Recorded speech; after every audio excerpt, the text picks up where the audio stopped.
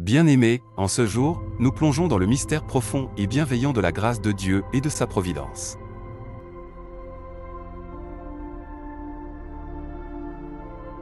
Nous nous rappelons que Dieu, dans son infinie bonté, écoute nos prières, même lorsque nos cœurs sont lourds de larmes. Il est puissamment présent dans chacune de nos vies, veillant sur nous avec un amour incommensurable. Dans le psaume 34 versets 18 à 19 nous lisons « L'Éternel est près de ceux qui ont le cœur brisé, et il sauve ceux qui ont l'esprit abattu. » Beaucoup de maux atteignent le juste, mais l'Éternel l'en délivre toujours. Philippiens 4 versets 6 à 7 nous enseigne aussi « Ne vous inquiétez de rien, mais en toute chose, par la prière et la supplication avec action de grâce, faites connaître vos demandes à Dieu.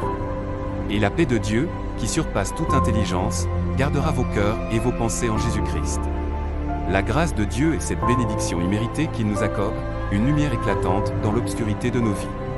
Elle est le fondement de notre salut, l'espoir qui nous soulève lorsque tout semble perdu. La providence divine est sa main qui guide chaque instant, chaque décision, chaque souffle que nous prenons.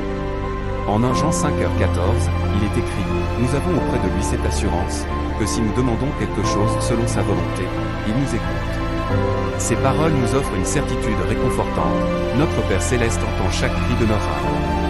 Oui, il est vrai que les tempêtes de la vie peuvent parfois ébranler notre confiance.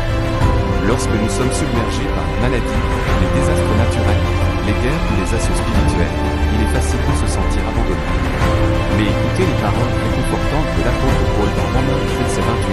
Nous savons, du reste, que toute chose concourt au bien de ceux qui aiment Dieu, de ceux qui sont appelés selon son dessein. C'est un rappel que même au milieu des épreuves, Dieu travaille pour notre bien ultime. Les exhortations de l'apôtre et les enseignements de l'Église nous rappellent que Dieu nous visite par notre souffrance. Le catéchisme de l'Église catholique, CSI 311, nous éclaire, Dieu permet le mal parce qu'il en tire un bien plus grand. Ces mots nous invitent à voir les épreuves non pas comme des punitions, mais comme des opportunités de grandir, de nous rapprocher de Dieu et d'apporter notre vie. La raison que la misère dans ce monde n'est pas un petit peu. Il ne faut pas confondre l'épreuve que Dieu permet de la vie avec les chaînes de misère qui semblent souvent nous. Dieu veut notre bien, notre épanouissement et notre salut. Les douleurs que nous traversons sont souvent les conséquences du péché et de la chute de l'homme, et Dieu, dans sa miséricorde, utilise ces situations pour nous délivrer et nous restaurer. Psaume 46, 1 nous assure, Dieu est pour nous un refuge et un appui, un secours qui ne manque jamais dans la détresse. Pour toi qui écoutes cette vidéo, sache que tu es précieux aux yeux de Dieu. Il y a un avenir lumineux pour toi. Remets-toi entièrement à l'Éternel, va dans ta chambre, allume une lumière et invoque ton Dieu. Il t'écoute, il t'entend, et il te viendra en aide. Jérémie 29 verset 12 nous promet, « Vous m'invoquerez, et vous partirez,